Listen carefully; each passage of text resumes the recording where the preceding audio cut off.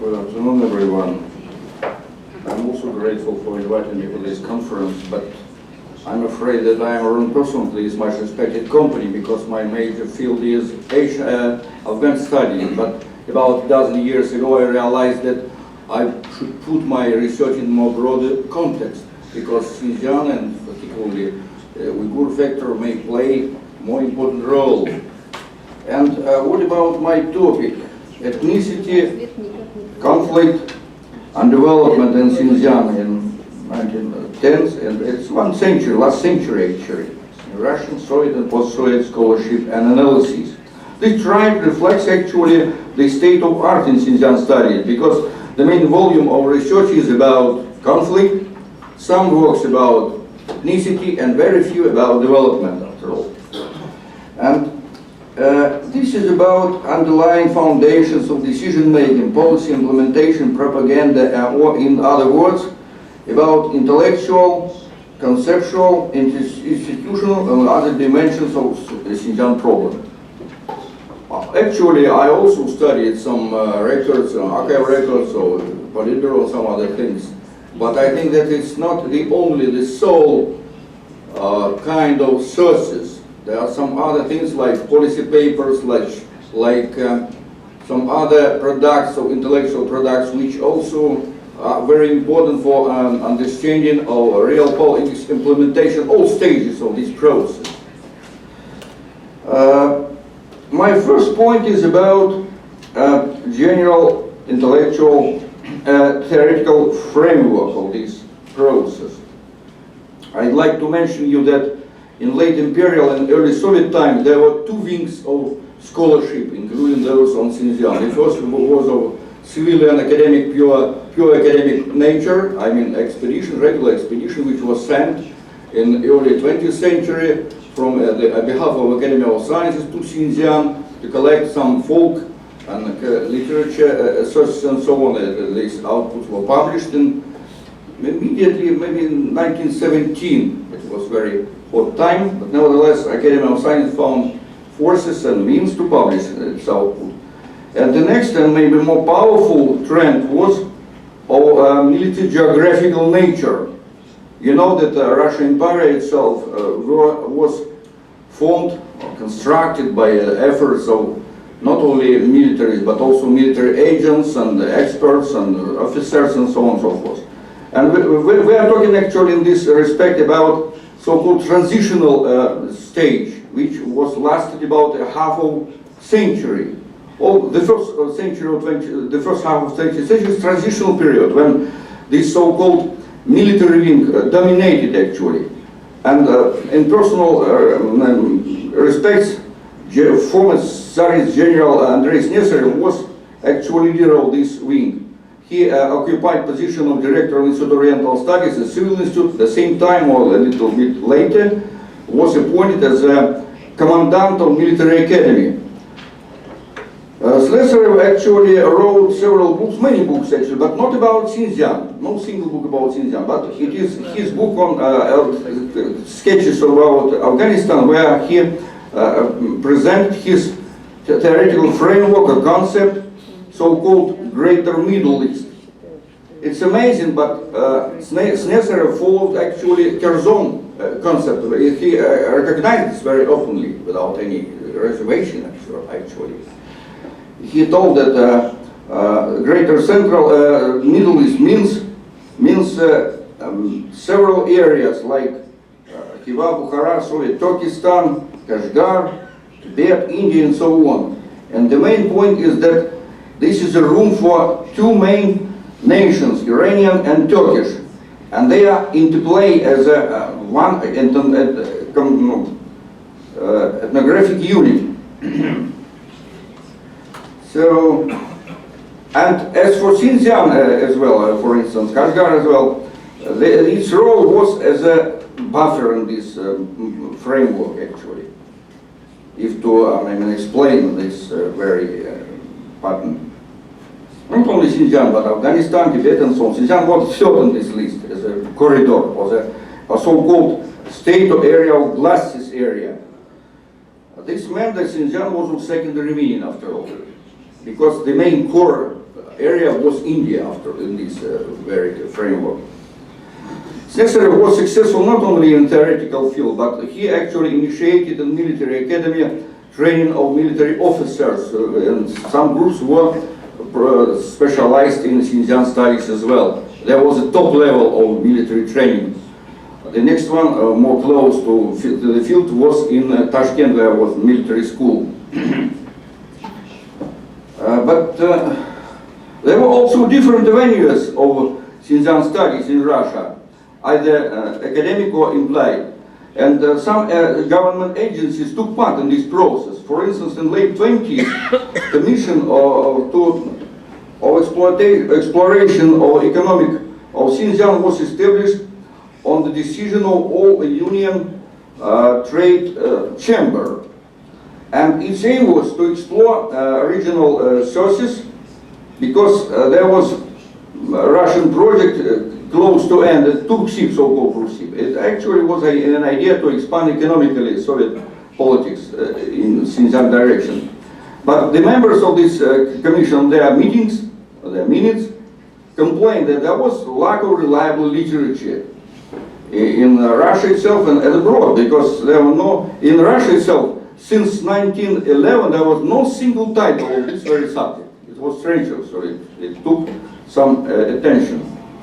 One more effort to develop so-called civil efforts by agencies, state agencies, was the preparation of expedition of Institute of World Economy and Politics. This was expedition for studying or monitoring the conditions of seasonal workers from Kashgar. And about 300 persons, workers were explored and so on. There was a response or feedback to a situation with this process of migration, return migration, work migration, and so on. And as for more broader works, outreach activities in the Xinjiang studies, I should mention, for instance, regular magazine Orient, which published regularly on a regular basis some updated information about Xinjiang. It was very critical to Western activities and so on, and there were statements that the West is ahead of this process. These expeditions and some other activities and publications mean that Western may be champions in this very area. If to assess the activities of different agencies nationwide, I could say that Comintern and, for instance, securities sources were actually ahead of this line. They are more profitable cadres, more experienced experts were affiliated with these institutions and agencies. And so in World War II and early after World War II, there was some new patterns of research and activities in this very subject. And these activities is illuminated by works and personality of Andrei Stanishevsky. I should point out, I should emphasize that Xinjiang expertise and studies were moved to Central Asian areas, but specifically to Tashkent, because it was close to the field. I think it was explanation. And there was a new quest for cadres, actually. Andrei Stanishevsky was actually authority. He was trained in Ukraine, in Kiev. It's a very specific place for Agafan Krimsky was his guru and so on. And when we moved to Central Asia, he was appointed as the first analyst, formal analyst under Turkestan military district, and spent many years in this capacity. And in 1942, in the midst of Second World War, again patriotical, his paper, Political Meaning of Xinjiang in Middle East, he actually followed Snezherev's patterns and concept, was published, not published, it was, by the way, it's wrong, because many outputs of expert activities, not only Stanishevsky, but his colleagues, were provided directly to agencies on confidential basis, as policy papers, and as a consultant after all, and so on. It was his duty. And we can actually access what was the state or level of professionalism and so on, because he was actually a newcomer to this field. I can notice that he pointed out that Xinjiang was the key area in the whole Central Asia. It was a very important remark after all. And he wrote that Xinjiang means access to all important states and areas on Central Asia as well. But I think that there are some amazing remarks as well. He noticed that the very term Uyghur was accepted in 1921 in Almaty in one of Uyghur conferences. Of course, it was a wrong remark. So, but nevertheless, it was Stanishevsky who mapped the main nest of centers of political activities in Xinjiang. It was very important for the decision making, after all. Among all, he mentioned that there was two centers, for example, one was center under influence on Turkey, another under influence of Germany. Probably Stanishevsky was the first who noticed the appearance of new forces, external forces in Xinjiang. First of all, German. I mean, not only Second World War time, but also First World War, because there was historical, introduction in his policy paper. And he also mentioned about Japanese activities. So Xinjiang actually was presented as an area of multinational competition and geopolitical competition, military competition. And in this respect, this paper was very valuable contribution, a new button of activities, which was very helpful for decision-making authorities. But I should point out also that there was some alternative contributions in this field, in this very time of World War. I'm going to come to Harvard after this conference just to study one PhD which was defended in 1942 in German University in Prague. And his author is Sergei Zinkovsky. He was on the other side of the war, on German side, but he defended it, and he covered a very broad period of time Russian politics in Xinjiang, from Paris peace till First World War. That means that 1950s and 1914. And it would be, for me at least, it would be very interesting to compare these approaches. I think it will be alternative, certainly alternative. Then in soon after World War II, after Great Patriotic War, there was a breakthrough, a flourishing stage of Xinjiang studies in Soviet Union. And we should connect this with coming to the field of new generation. Some of these scholars were actually experienced officers, and so like Ivan Polinov, who served in Xinjiang in consulate in Kurzai and so on. And he who defended his PhD in 1951. It was very complicated deal with the defense of this dissertation. His opponent was academician Semyonov, very influential person in Asian studies. And Polinov was one of the first of new group. I noticed that there was a new stage of Xinjiang studies, and Central Asia, in particular Tashkent, became a new center, real center of expertise on Xinjiang. Not only Polinov, but Savitsky, Mahmoud Kutlukov, and so on, many actually. And actually, on all estimates, it was the most strongest center of Xinjiang study at that time in Soviet Union. And what topics were covered by this generation or this group of scholars? Some historical topics were on demand. For instance, Xinhai Revolution in Xinjiang and this moment and so, because it's very important, this turning point of Xinjiang, Chinese history and its impact on Xinjiang. And the state of statehood and governance and so on. You know that in Xinjiang, there was several years, there were governors which were appointed under imperial rule and so on.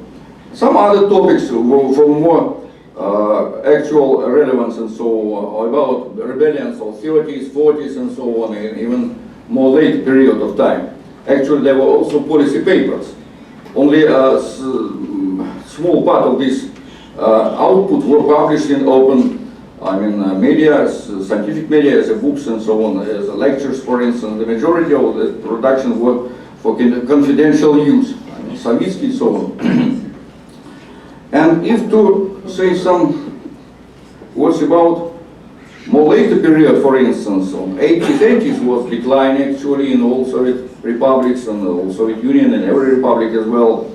And only Stanishevsky survived because he was very sick man, but lived about 92 probably. He passed away in 92, despite his very hard work and very high track. In 90s and early 2000, there were some competing projects about Xinjiang, Krasilnikov, Obukhov, Petrov, and so on. I think that some of them are maybe covered as a fiction actually, because they are not based on without any scientific reference, and so it's very difficult to assess in a properly academic manner. But I should mention my friend, a colleague from Tajikistan, from Dushanbe, Kamol Abdullayev, who published a very comprehensive book from Xinjiang to Khorasan, from the history of Central Asian immigration. It is about 80 ages, and just one chapter it's about Xinjiang event, but it's probably the best, more provided with references, so more comprehensive actual research, real historical research on Xinjiang developments. Not only about immigration and so on, it's more broader output actually of this research. But the only shortcoming that he called me as imperialist in this book. I was not happy when I understood this idea. So, and this is not the last and the least output of recent generation of Russian or post-Soviet scholars. There are some other people who are working very carefully on this subject and so on. Coming to conclusion, I should mention that there are many challenges of research about Xinjiang and Soviet politics as well. This is generation crisis. This is a state of training in this very field in leading universities like the Institute of Asian and African Studies, Moscow Institute of International Relations, and so on. And the same situation is Central Asian institutions as well. There are some other shortcomings and challenges, like weak linkages with colleagues abroad. Like, for instance, even on institutional and personal level, this very conference is a very good example to overcome these shortcomings, this problem. I think that will be a network maybe of those who are interested to continue this joint research, disregards of their partners' outputs. I think this is a very vital necessity to establish cooperation with Chinese colleagues. Recently I visited Urumqi and negotiated the opportunity to apply for joint projects, so to organize, to undertake this joint project, but was rejected as well. Because it's amazing, surprising that in Urumqi there is a special big program of general history in Xinjiang. There are many people. It's like a team actually, but I was said that people in charge, man in charge was retired. This project was frozen and so on. I can understand that in there are some moments when such project may be frozen or avoided or postponed, delayed and so on. For instance, there are some countries, areas like Afghanistan, the study and exploration of recent history was prohibited for the whole 20th century because it was very sensitive. Even in curricula and official training, history was, existed as a subject for students, for scholars and so on, but not those events and developments of 20th century. Even under Taliban regime, there was history in university and so on, but because it was very sensitive to discuss about this subject. So I'm going to eventually, and I think that balanced history of nation and state is not only academic or propaganda phenomena. It is an integral part of historical courses of every nation, including, of course, Uyghurs in Xinjiang people as well. And I think that only joint academic action should be, direct us to eventual success. And for this purpose, I think it's very important not only to rely to hunt, for instance, for some Politburo notices and mails, because it's just decision making. This very top, very high level. But what about another stages and the last stage as well of this politics? What will be an output and so on, the fatal and decision? I think that every fresh sources should be taken into account. Recently, 2 days ago I returned from London, where founding Royal Society Academy of Asian Affairs, just one source. It's a memoir on Kashgar by Sherbakov, that was doctor in Kashgar consulate, but it is actually he was fled eventually from rejected Soviet, cancelled Soviet citizens, but this is a viewpoint from inside and so on. And there are some other sources which we very well, because we should